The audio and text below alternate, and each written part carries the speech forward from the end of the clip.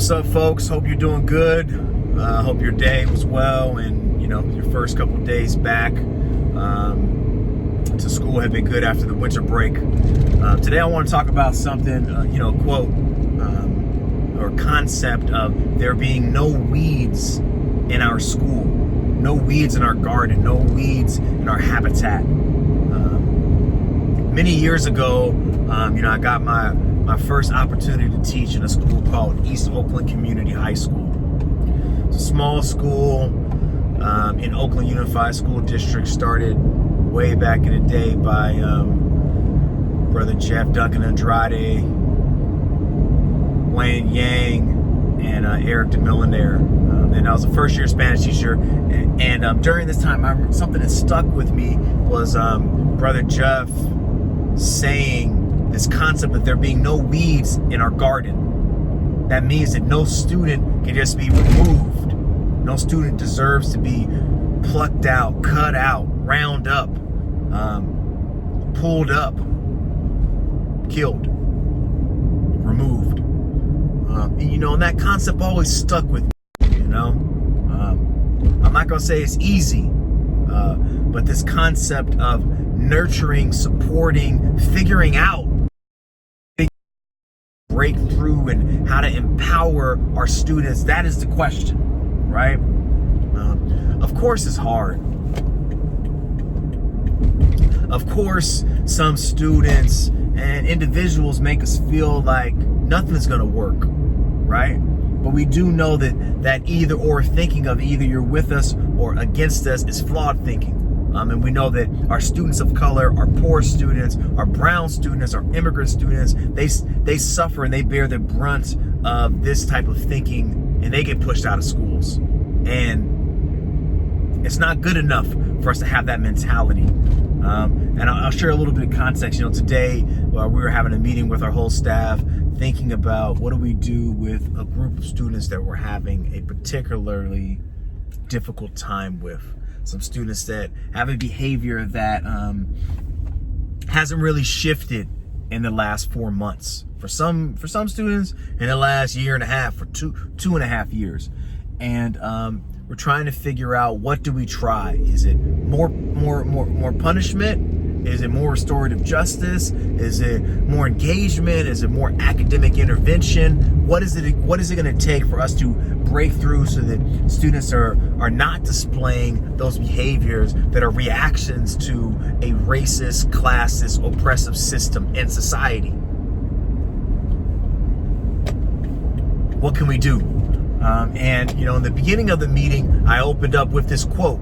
I should have said that it was from Brother Jeff, but it wasn't on top of my mind at the time. But this quote that there are no weeds in our garden, and we cannot view any of our students as weeds that we just need to remove. That if we just remove them, things will be better. If they just went somewhere else, it would be better. If we just put them in a room, it would be better. If they just went to that other school, it would be better. But the truth is, that other school is this school. This is that school, right? And for me, I've only ever worked in Title I, high poverty, high trauma, low reading proficiency type schools. So, what do I look like sending any of my students somewhere else, to that other place, right? And I'll go even further to say that even if you're at a school that's not a Title I school, right? That's an affluent school, that's a middle class school, that's a white and Asian school, that's everyone has U.S. citizenship type school.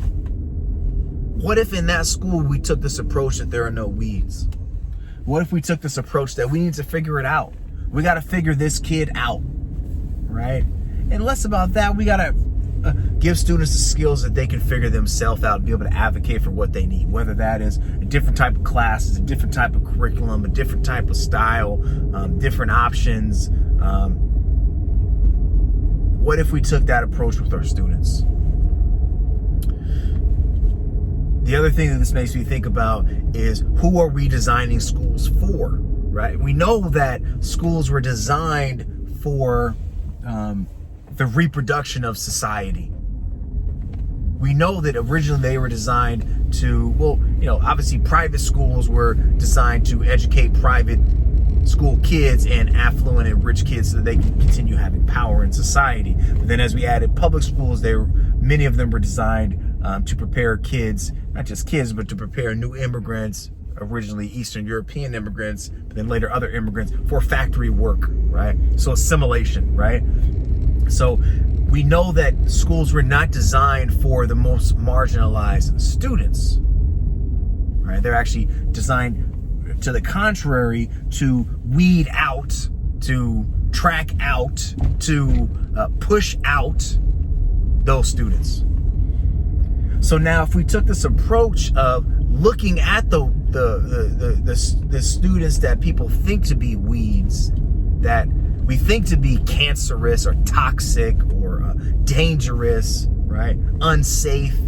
And then we said, how can we actually learn from those students?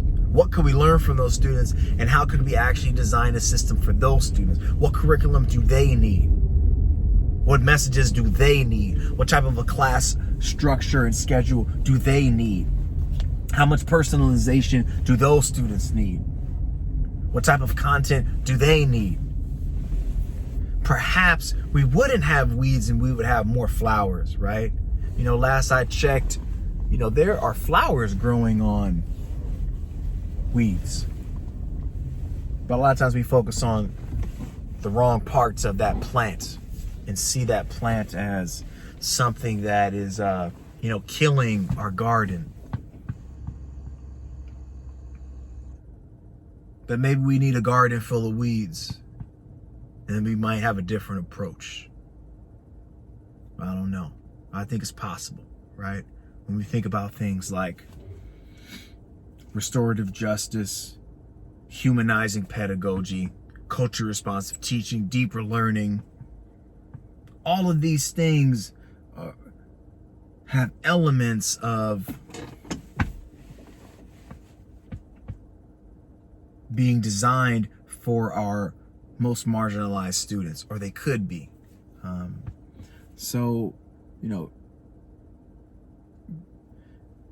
As I kind of close up this train of thought, I'll leave you with a couple of thoughts to consider.